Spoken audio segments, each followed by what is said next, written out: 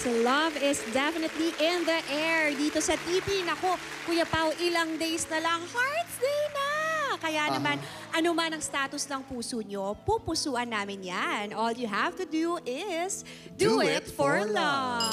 Yes, bukod sa kantahan, marami ding baon na love lessons ang panibagong real-life couples na makakasama natin today. Simulan na natin ang nakaka-inlove na kantahan with our first pair, John and Jeremy Godinez. Kwek-kwek.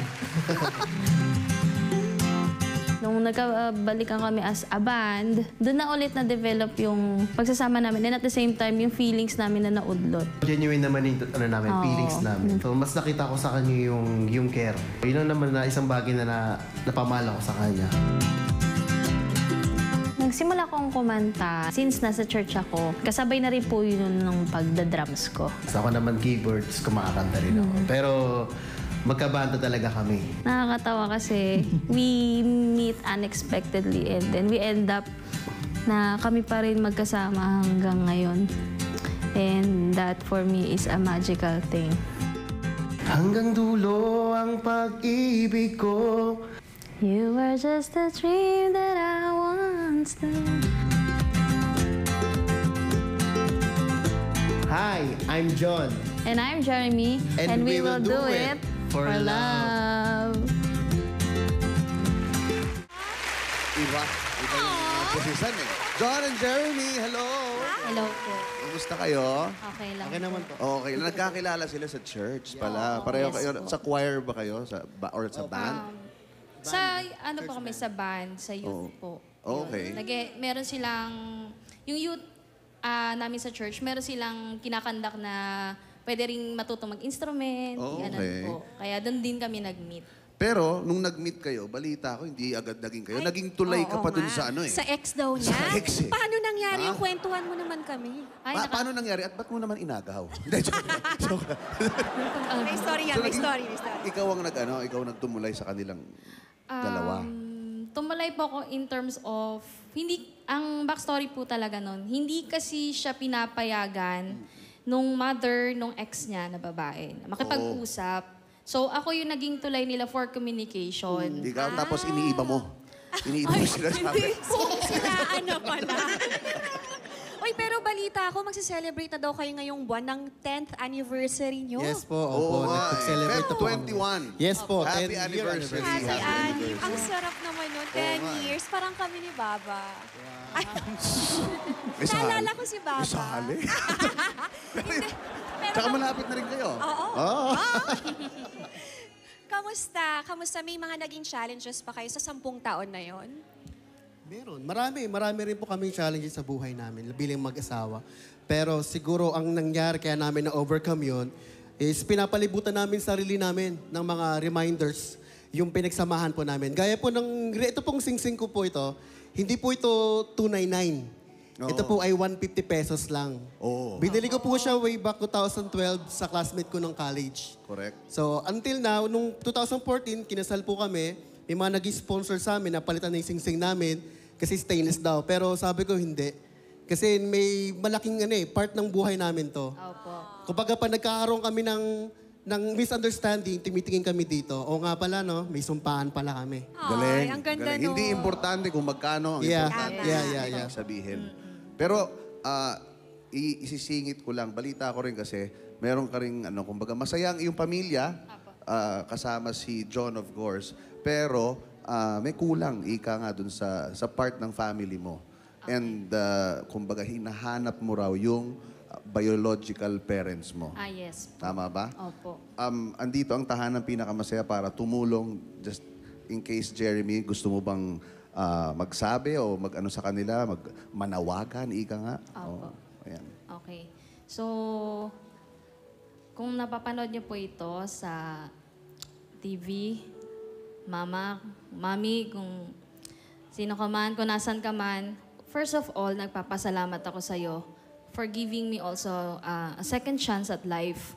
And ito na rin siguro yung pagkakataon ko. Magpasalamat kay mama ko. Si Nanay Andyan siya. Priscilla. Ayan. Ayan, Mami oh. Priscilla. Kaway ka ma. Ayan. Yan. Nasa TV na siya. Ipakita rin natin si Nanay Priscilla kasi baka siya yung kilala ng mama Opo. at papa. Ayan. Ayan si Nanay. Proud of you, Nanay. Maraming I'm so salamat. proud of my mom kasi we've been through ups and downs and nakakatawa kasi kung tutusin, pwede naman akong hindi ampunin, di ba? Baga, sino ba naman siya para mag-take ng responsibility para sa akin? Pero because of God's love and yung pagmamahal niya sa akin, ayan, nandito ako. And 29 years old na ako. Ayoko talaga umiyak.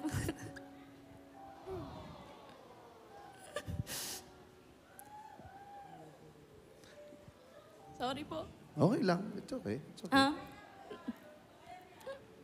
Thank you, Ma, sa lahat. Alam mo yan, mahal na mahal kita. Kahit kailan hindi sumama ang loob ko, nalaman ko kung ano ko.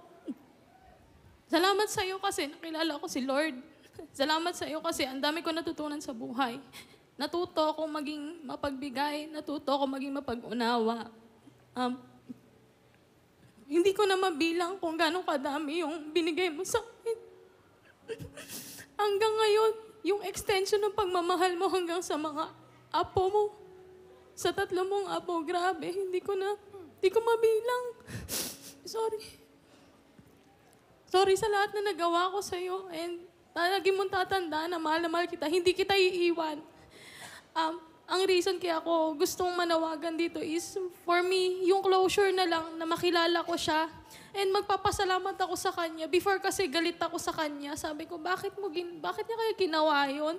Anong ginawa ko sa kanya? Pero along the way, because of my foster mom's love sa akin, now I understand na at some point, mahal din naman pala talaga ako na totoo kong nanay. Kasi pwede naman niya akong, alam niyo yon? Alam niya na yung pwedeng gawin na masama, pero hindi niya ginawa. Pinili niya na ibigay ako as a blessing sa aking mama, kay Mama Priscilla. Salamat, Ma, sa lahat. Napaka-the best mo. Wala akong masabi. Ikaw ang pinaka-super mom ko. Ikaw ang nanay ko. Ikaw ang tatay ko. Lahat. Thank you, Ma. Thank you rin kay Papa. Pa, salamat po sa pagmamahal niyo sa akin bilang tatay. Thank you so much po. And again, nananawagan po ako doon sa mama ko. Kung kilala niyo po si Priscilla, ako na po yung anak na binigay niyo kay mama. Makita man kita o hindi, nagpapasalamat ako sa iyo, Ma. Thank you. Kasi hindi mo ako binitawan, hindi mo ako pinabayaan. Yun na po. Nanay Priscilla, thank you po, Tatay. Danilo, tama. Maraming salamat po sa pag-aalaga kay Jeremy. Kuha lang po ako. Wait lang, ha. 1, 2, 3. Ayan. Oh, water. Sa mama at papa po ni Jeremy, kung hindi nyo man po siya makontak, nakita nyo rin naman po si Nanay Priscilla. Kung gusto nyo lang pong kontakin ng Tahanang Pinakamasaya, nandyan po ang Facebook page namin. Kung gusto nyo pong, kumbaga mag-reconnect, ika nga, we're here to help. Sana po napapanood nyo po ngayon. Sisiguraduhin namin makarating kay Jeremy kung kayo man po ay sumagot sa kanyang panawagan. Maraming salamat sa pag-share ng kwento. And thank you, John. Thank you. Again, Nanay Priscilla, maraming salamat sa pag-alaga nyo. Nanay. Ayan. Thank you, Ma. Ayan. Ayan. DJ Matcha. Ano naman kaya masasabi ni DJ Matcha Makakapagsalita ka ba? Hugotera? Jeremy, napakaganda ng disposition mo sa buhay. And I'm sure you will make a great mother. And congratulations sa inyo, syempre. 10 years, kinalingan. At kayo nagkakilala sa simbahan. Baga nag-audition sa simbahan. Sa simbahan din ang Grand Finals. Congratulations. Ang tulay na nagkatuluyan. Ang panalangin ko sa inyo, maging patag ang tulay ng pag-ibig na ginawa ninyong dalawa. Maging smooth ang biyaheng pagmamahala ninyo. Galingan nyo sa tulay na inyong ginawa. Para next time, pwede na kayong maningil ng toll fee. Congratulations again. I love you. Thank you po. Yun, salamat DJ Matcha. Alamin naman natin ang kilig love story of our next singing couple. Love wins daw, sabi ni na Maurice Apolito and Neth Cal.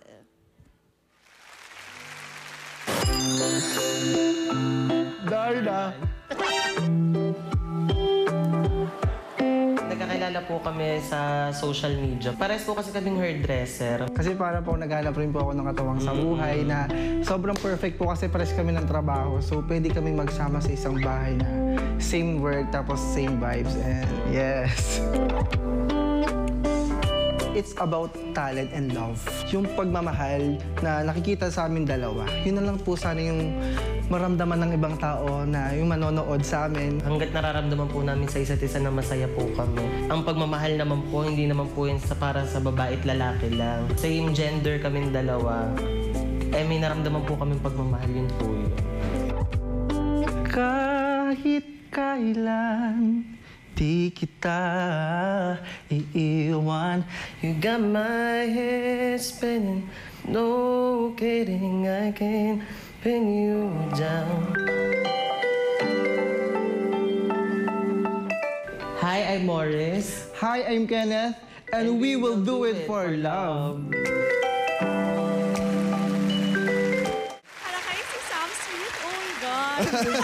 Kuya Pao, kanina, from 10 years, yung singing couple number 1 natin, sila naman 10 months na silang nagsasama. 10 months. Siyempre, anong mga adjustments nun? Siyempre, kayong dalawa, hindi naman kayong magkasama buong buhay nyo ngayon. Biglang magkasama kayo. Anong adjustments pag you live together? Nung una talaga, syempre, parang crucial pa. Parang kinikilala ko pa siya, kinikilala niya ako, and meron talaga siyang, ibang nararamdaman na parang we jive together. May spark. Same Parang vibes po kami. pag gusto niya, parang gusto ko na rin. Ayun. Pag-ibig yun. Pag-ibig ang tawag. Pareho kayong hairdresser. Yes. Di ba? Pareho. Same industry sila. Same industry, makeup artist also. Kayo ba Yes, nag-ayos po. sa isa't isa? Ngayong araw na to, kayo ba nag-makeup sa isa't isa ninyo? Si Ma'am, salamat po. Sa Ay, kaluto nandyan? po yung name eh. Ano no? May makeup artist po. Okay. Kala ko Akala ko minika si- pa niyo yung Konting isa-isa retouch eh. lang. ano ang struggles nyo ngayon as a same-gender couple? Considering mas accepted na naman ngayon, of course, sa society natin, meron pa bang may hirap na pinagdadaanan? Yung struggle lang din kasi, yung parang minsan, tayo kami na third gender, ako rin, uwi kami ng, mag-uwi ako ng jowa ko, partner ko. Minsan may hiya na baka hindi matanggap, na parang baka asiwa sila or minsan naiilang sila kung paano nila magpakisamahan. And nakita ko sa family ko, sobrang tinanggap siya. And then so thankful. Yun yung pinaka-thankful, yung acceptance, no judgment, na mapapakita namin na nagmamahala kami dalawa. Actually, kahit naman yung iba, hindi di ba? Ang importante, tanggap ka ng pamilya, yung mga importanteng tao sa buhay mo, mas magaan na yung samahan di ba? Mas masarap mamuhay. Pero na-scam daw kayo eh. Isa sa mga mahirap, na-scam ka? Ikaw ba? Siya po. Ayun po yung... Kamusta? That time po, bago pa lang po kami. Oo. Tapos bagong live-in partner po kami noon. Tapos masyado pong, syempre sa daming iniisip niya, minsan yun po yung napag-aawayan namin. Oo. Kasi po minsan mainit ulo niya. Ba't mo naman dinadamay kasi? Hindi, syempre, isa sa mga mahihirap na pag-awayan talaga na problema, pera eh. Pera talaga. Oo eh. Paano kayo nakaahon dun Oo. sa And pagsubok na yun? And okay na ba kayo ngayon dun Yes. sa pangyayaring yun? Araw-araw po, trabaho. Trabaho lang. Yan, puro trabaho. Paano ka naging, paano mo natiis yung pagsusungit niya habang, Ganun po talaga. Mahal po eh. Tawis naman nun. Ang sarap marinig, no? Talagang parang confident siya. Mahal mo eh. Susuportahan mo, tutulungan mo. So, ikaw ang naging sandalan. Ako, gusto ko lang pasalamatan kayong dalawa for choosing tahanang pinakamasaya. Narinig ko yung sinabi mo kanina. Yes, of course, tanggap na tanggap kayo dito and we're very, very happy na nandito kayong dalawa. Salamat po. Salamat. Si DJ Matcha, hindi ko lang alam kung anong gustong sabihin sa inyo. DJ Matcha, anong say mo? Sa online nagsimula ang di inaasahang pagmamahal sa isa't isa. Ngayon, kasama nyo na ang isa't isa at bumubuo na ng pangarap na magkasama. Kung hindi man pumabor ang panahon sa inyo, ay patuloy sana kayong galingan sa kung anumang nasimulan ninyo. Huwag kayong mapagod magmahal at gawin ninyong pahinga ang isa't isa. And with that being said, here's a song for you. Naskamanit ng pera mo, buti si Maurice ay totoo. Wala man ang iyong salapi, puno naman ang puso mo. Thank you.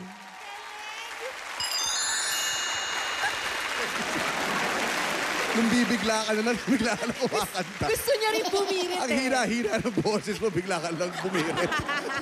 Thank you sa ating mga singing couples. And of course, we wish you all the best sa inyong relasyon. And of course, good luck sa competition na ito. Yes, ito muna ang criteria for judging. Voice quality, 40%. Blending and harmony, dahil duets ito, the pair must complement each other with their voices. That's 30%. Stage presence, 20%. And audience impact, 10%, a total of 100%. Let's call them back. Our singing couple number 1, John and Jeremy Godinez. And singing couple number 2, Maurice Apolito and Neth Cao. Ang winning couple for today ay tatanggap ng 25,000 pesos at 10,000 pesos naman ang consolation prize. Eto na ang ating winner for today. Sino? 1 or 2? Our Do It For Love winner is couple number 1 and 2.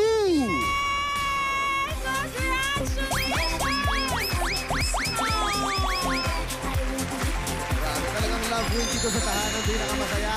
Semi-finals na tayo starting Friday. Muling magbabalik ang mga couples natin na nanalo ang kanilang pagkanta at ang love story.